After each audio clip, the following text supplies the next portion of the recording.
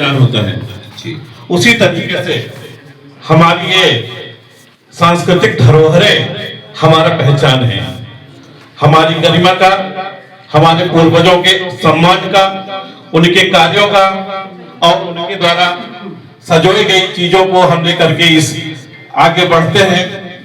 और जैसे हमारे घर में धन दौलत बड़ा होता है कि वक्त की जरूरत पर काम आएगा, वैसे ही हमारी ये सांस्कृतिक विरासतें, हमारी ये सांस्कृतिक धरोहरें हमें एक पहचान देती हैं कि हम किस विरासत को लेकर के आगे बढ़ रहे हैं। और ये हमको अपने प्रतीकों के माध्यम से, अपने संकेतों के माध्यम से कभी भटकने नहीं देती है।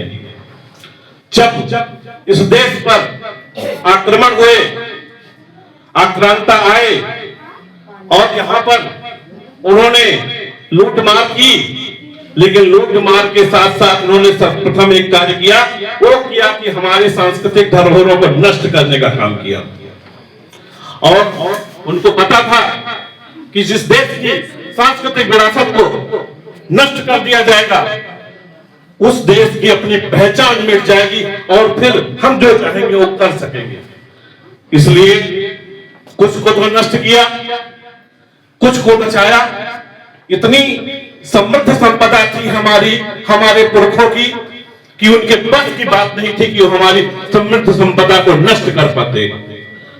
आज जो बची हमारी सांस्कृतिक विरासत है, हमारी सरकार, हमारी शिक्षा व्यवस्था चाहती है कि हम लाए हैं तूफान से कश्ती निकाल के इस देश को रखना, मेरे बच्चों संभाल के। तो ये चीज शिक्षा व्यवस्था के माध्यम से आने वाली पीढ़ियों में जाए और उनको अपने संस्कृत विरासत की पहचान हो, उस गरिमा की पहचान हो और वो इसे आगे लेकर के चलते रहे और हमारी सांस्कृतिक पहचान आगे प्रवाहित होती रहे। इन शब्दों के साथ आप सबने इतने ध्यान से सुना और ये कक्षाओं में भी जाए, बच्चे भी अपनी सांस्कृतिक विरासत से परिचित हों।